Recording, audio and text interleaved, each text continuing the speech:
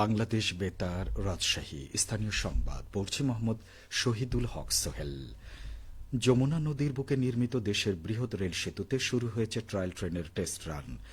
Up ও down লাইনে দুটি trial ট্রেনের মাধ্যমে শুরু হওয়া এই টেস্ট রান চলবে আজ ও আগামীকাল।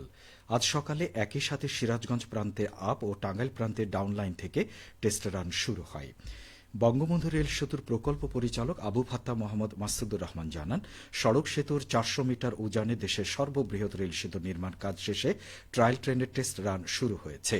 ৪.৮ কিলোমিটার দৈর্ঘ্যের এই সেতুতে ঘণ্টায় ১০ কিলোমিটার গতিতে আপ ও ডাউন লাইনে শুরু হওয়া টেস্ট রানের দ্বিতীয় দিনে সর্বোচ্চ গতিতে ট্রায়াল ট্রেন চলাচল করবে বলে আশা করা হচ্ছে।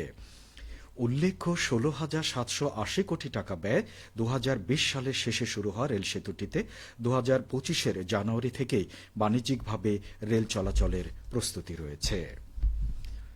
চাঁপাইনবাবগঞ্জে নারী শিশু নির্যাতন, মানব পাচার ও যৌতুক প্রতিরোধে ধর্মীয় নেতৃবৃন্দের করণীয় শীর্ষক আলোচনা সভা অনুষ্ঠিত হয়। ইসলামিক ফাউন্ডেশন চাঁপাইনবাবগঞ্জের উদ্যোগে গতকাল জেলা মডেল মসজিদের ইসলামিক সাংস্কৃতিক কেন্দ্র মিলনায়তনে এই সভা অনুষ্ঠিত হয়।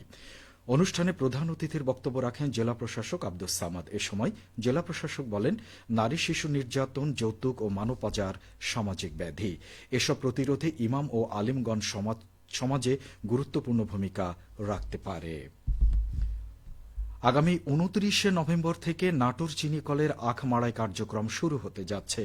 চলতি মৌসুমে ৯০,০০০ টন আখ মাড়াই করে ৫,১৩০ টন চিনি উৎপাদনের লক্ষ্যমাত্রা নির্ধারণ করা হয়েছে। চিনি আহরণের হার ৫.৭০% নির্ধারণ করা হয়েছে। ৬০ কর্মদিবস চিনিকলে আখ মাড়াই চলবে বলে আশা করা হচ্ছে।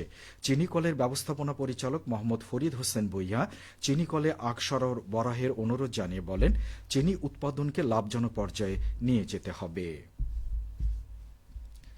নাটোরের লালপুরে ট্রাক ও ব্যাটারি চালিত ভ্যানের মুখোমুখি সংঘর্ষে ২ চালকই নিহত হয়েছেন।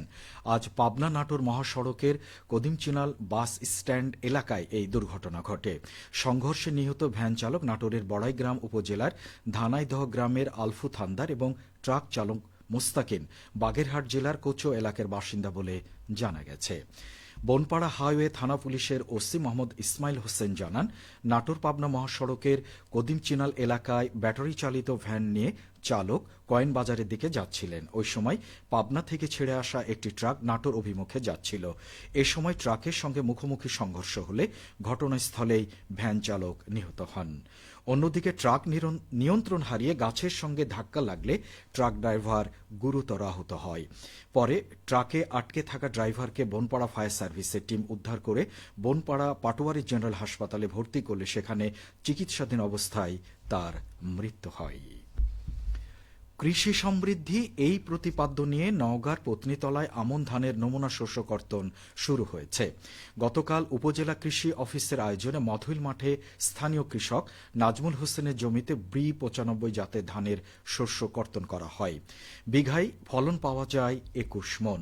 কৃষি কর্মকর্তারা বলেন, চলতি মৌসুমে পত্নীতলা উপজেলায় ২৩,৪২০ হেক্টর জমিতে আমন ধানের চাষাবাদ হয়েছে।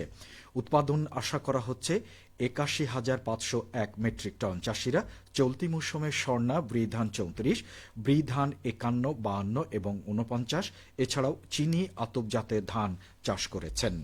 আবহাওয়া অনুকূলে থাকায় ফসলে রোগবালাই ও পোকামাকড়ের আক্রমণ কম হয়েছে। পাশাপাশি কৃষি সম্প্রসারণ অধিদপ্তরের কর্মকর্তাদের নিয়মিত তদারকি ও পরামর্শে ভালো ফলন পাচ্ছেন কৃষক। এদিকে সবজি ভান্ডার হিসেবে খ্যাত বগুড়ার শিবগঞ্জ উপজেলা, এই উপজেলায় কৃষকেরা শীতকালীন সব ধরনের সবজি ও ফসল উৎপাদন করে থাকে। এই অঞ্চলের উৎপাদিত সবজি ঢাকাসহ সারা দেশে সরবরাহ হচ্ছে। উপজেলা কৃষি অধিদপ্তর জানায়, এবার শিবগঞ্জে সারা বছরের সবজি চাষের লক্ষ্যমাত্রা ধরা হয়েছে ৯৯৪ হেক্টর জমিতে। এর মধ্যে ফুলকপি চাষের লক্ষ্যমাত্রা ৪৭০ হেক্টর। লক্ষ্যমাত্রার চেয়ে দ্বিগুণ চাষ হয়েছে ফুলকপি। আবহাওয়া অনুকূলে থাকলে শীতের শেষ পর্যন্ত ভালো দাম পাবে কৃষকেরা।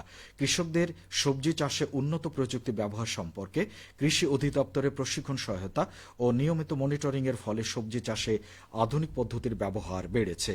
কৃষি অফিস থেকে সবসময় কৃষকদের পরামর্শ দেওয়া হচ্ছে। সবশেষে আবহাওয়া। আজ দুপুর দুটোয় রাজশাহীতে তাপমাত্রা ছিল 27.4 ডিগ্রি সেলসিয়াস। এ সময় বাতাসে আপেক্ষিক আর্দ্রতা পরিমাণ ছিল 43%। রাজশাহী ও পার্শ্ববর্তী এলাকায় আজ সূর্যাস্ত সন্ধে 5:16। সংবাদ শেষ হলো। আমাদের পরবর্তী স্থানীয় সংবাদ শুনবেন বিকেল 4:05।